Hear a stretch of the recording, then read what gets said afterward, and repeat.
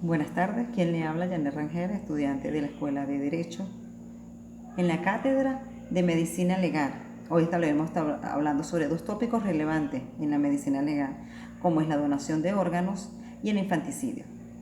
La donación de órganos no es más que la apertura de darle vida a otra persona. Dentro del cuerpo humano hay órganos que dejan de funcionar y ocasionan daños a la persona.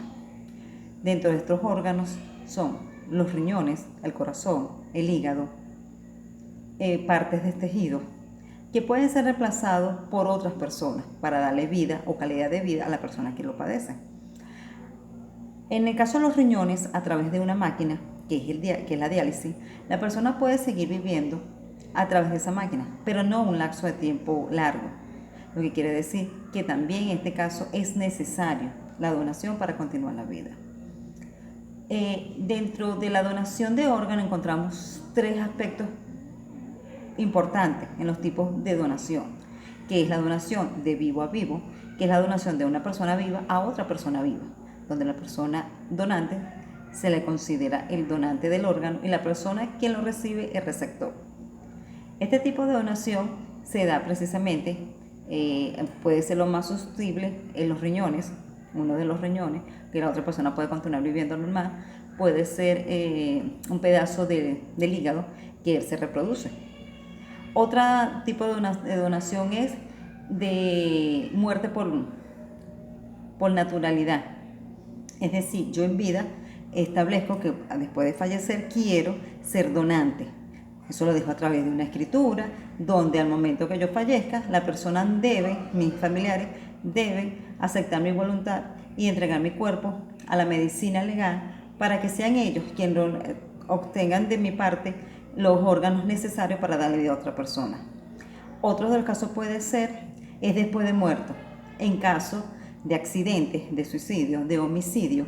Cuando ya el médico establece la muerte de la persona, se le puede solicitar a los familiares la donación de uno de sus órganos.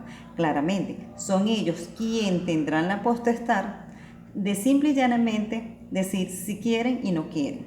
Y claramente, teniendo que son solamente los reconocidos por esta ley, quienes tienen la potestad de establecer los órganos de ese fallecido. Es importante resaltar que en Venezuela estamos todavía muy ignorantes en lo que es la ley o en lo que es el beneficio de la donación de órganos. En otros países este tema es muy común. En Venezuela se establece a través de un mito, de una religión, el hecho de no, después de muerto, mutilar, como dicen muchas personas, a sus seres queridos. Esto es una ignorancia porque claramente ya la persona falleció, ya no hay esperanza de vida y con esa persona fallecida le puedes dar vida a otras personas.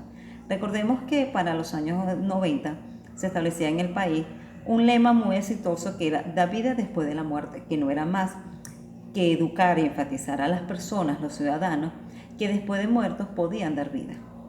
Claramente en este país no se adecua a esta situación y por ende para nosotros estamos analfabetas en cuanto a este tema.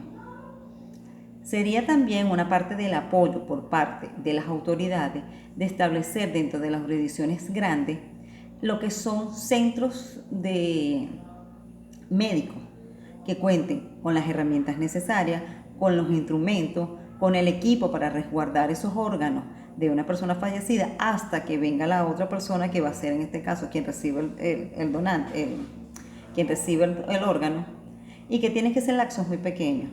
En el país solamente se establecen esos hospitales en la capital. Entonces las personas, si es del interior, tendrían que trasladarse hasta Caracas para aceptar la donación. Hay momentos en que no, el tiempo del lapso no da y simple y llanamente muchas veces se pierde el órgano. Deberíamos reflexionar sobre el tema de lo relevante y lo importante que es el tema en tal. Continuamos con lo que es el infanticidio, que no es más que la muerte a un niño por parte principalmente de su madre. Se establece que el infanticidio se da entre los padres, pero a más rasgos se da entre la madre, por 50 razones distintas, patológicas, psicológicas, que no se logran sino evidenciar después de un largo proceso el por qué una madre, después de darle vida a su hijo, le ocasiona la muerte. ¿Cómo estudia la medicina legal la muerte de ese infante? A través de la patología, a través culposa, que no se nos interesa el médico legal determinar si fue una imprudencia o si realmente se produjo un homicidio de manera accidental por alguna de las otras razones que incriminen de una manera o no al infante, a la madre. Dentro de los tipos de muerte encontramos que son aquellos dados por asfixia, que es donde se le ocasiona al infante a través de un objeto, introduciéndolo en su boca, que le impide respirar o simplemente asfixiándolo mecánicamente. Otra puede ser por lesiones que se dan a través de contusiones o heridas que pueden llegar hasta causar la muerte. Otra es envenenamiento, que no es más que darle al niño una sustancia tóxica que claramente le va a producir la muerte, y en algunos casos donde no le produce la muerte, entonces deja grandes secuelas en el menor. Y por último, lo que son el abandono.